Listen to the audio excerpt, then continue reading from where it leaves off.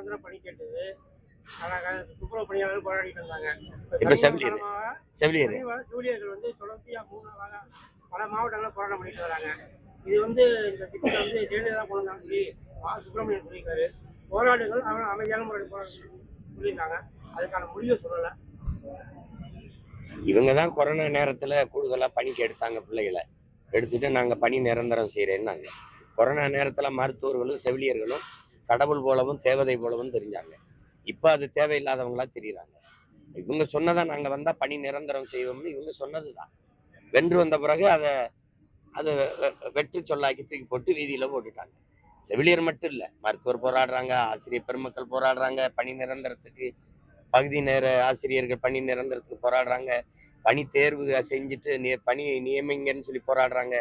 போக்குவரத்து தொழிலாளர்கள் மறுபடியும் ஆசிரியர் பெருமக்கள் அரசு பணியாளர்கள் பழைய ஓய்வு திட்டத்துக்கு போராடுறாங்க. நாடே போராட்ட களமா இருக்கு. ஆனாலும் அதிகாரத்தில் உட்கார்ந்துக்கிட்டு நாங்க நல்ல ஆட்சி கொடுத்துட்டோம் அப்படின்னு சொல்றத நீங்க தினம் கேட்டுக்கிட்டு இருக்கீங்க. தீய சக்தி யாரு சார்? திமுகவா பிஜேபியா? இல்ல தூய சக்தி யாரு? ஒவ்வொரு தேர்தல் வரும்போது எல்லாமே தூய சக்தி ஆயிரும். சலவைக்கு போட்டு வாங்கிட்டீங்கன்னா, வெளுக்க போட்டு வாங்கினீங்கன்னா தூய சக்தி தீய சக்தி. அதில் உங்களுக்கு தெரியாததா? அதில் யாரு தீமை? தீமைனா எது தீமைன்னு சொல்லணும். எதனால இது தீய சக்தி? எதனால தீய சக்தி? அது என் தம்பிக்கு இப்பதான் தெரிய வருதுங்கிறத நினைக்கும் போது வியப்பாரு. அவரே 21 ஓட்டு போட்டேங்கிற சொல்றாருல, என் ஓட்டையும் உங்க ஓட்டையும் வாங்கி நம்மளை ஏமாத்திட்டார். அப்ப தெரியலையா தீய சக்தி?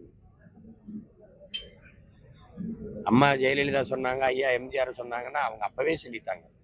அது ஏன் இப்பதான் அவருக்கு நினைவுக்கு வருது? இவர் வாக்கு செலுத்தும் போது ஏன் வரல? அவரு எம்ஜிஆர் ஜெயலலிதா பத்தி பேசுறது, அதிமுக ஓட்டெல்லாம் கவரலாம். யார் ஓட்டையும் யாரும் எடுத்துட்டு போங்க. அண்ணன் சொல்றேங்க இல்லைங்க, இங்க எம்ஜிஆருக்கு ஜெயலலிதாவுக்கு ஐயா ஈவேரா அவர்களுக்கு, தாத்தா காமராஜுக்கு, அம்மா எங்க அம்மா அஞ்சலைக்கு, இப்படி இல்லை, இவங்களுக்குலாம் இல்லை. தம்பி நினைச்சுக்கிட்டு இருக்காரு இந்த கொள்கை தலைவர்களுக்காக இந்த மக்கள் கூடுறாங்க. அவரை பார்க்க வந்து கூடுறாங்க, அவ்வளவுதான். திமுகவின் கொள்கைக்கு ஓட்டு போடுறாங்களா? யாராவது சொல்லுங்க. தம்பி, திமுகவின் கொள்கைக்கு ஓட்டா? அதிமுகவின் கொள்கைக்கு ஓட்டா? கொடியில அண்ணா இருக்காரு, எம்ஜிஆர் இருக்காரு, அதுக்கு ஓட்டா? நீங்க கொடுக்குற நோட்டுக்கு ஓட்டு. அப்படி பார்த்தா இங்க யாருக்கும் ஓட்டு இல்லை, காந்திக்கு தான் ஓட்டு. ஏன்னா நீங்க கொடுக்குற நோட்ல காந்தி இருக்காப்ல, அந்த நோட்டுக்கு தான் ஓட்டு. அதனால சும்மாவே வீண் கொள்கை பேசி யாரு வாக்கு கேட்கிறா? எங்களை தவிர கொள்கை பேசி யாரு வாக்கு கேட்கிறா? நாங்க வந்தா அதை செய்வோம், அதை செய்வோம், எதுவும் பேசுறதில்ல.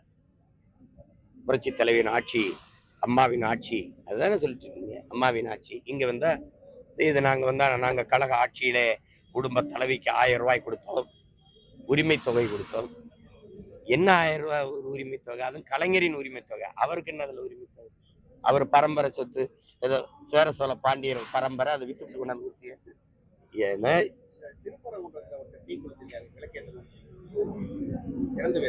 அதெல்லாம் அவசியமற்றது. விளக்கேற்றுறது இதெல்லாம் இந்த மாதிரி முடிவுகள்லாம் தப்பானது. அறிவார்ந்த சமூகம் அதை செய்யக்கூடாது. விளக்கேற்றணுங்கிறது ஒரு உரிமைன்னா அது என்னன்னா நியாயமா என்ன பண்ணியிருக்கணும் அரசு? அவரவர் வழிபாடு.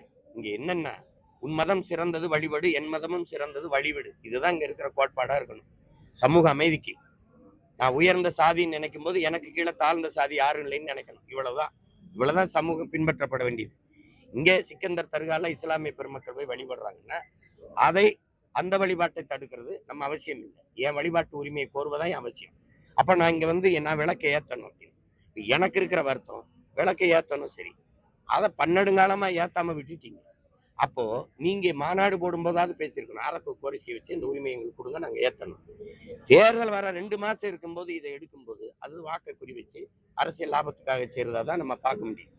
இப்ப இந்த இடத்துல அரசு இரு சமய பெரியவர்கள் தலைவர்களை அழைச்சி பேசி ஒரு நல்லிணக்க குழுவை வச்சு, உங்க வழிபாட்டுல இவங்க தலையிடக்கூடாது, இவங்க வழிபாட்டுல இவங்க தலையிடக்கூடாது, அவங்க அந்த முறை வரும்போது அந்த பருவம் அந்த கால அந்த நேரத்தில் அவங்க விளக்கேற்றி வழிபட்டுட்டு போகட்டும், நீங்க உங்க மத சடங்குபடி நீங்க உங்க வழிபாட்டை தொடருங்க, பிரச்சனை இருக்கக்கூடாது.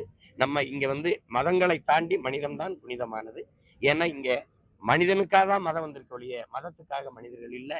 உடம்புக்கு தான் சட்டையை ஒழிய சட்டைக்கு உடம்பு இல்லை.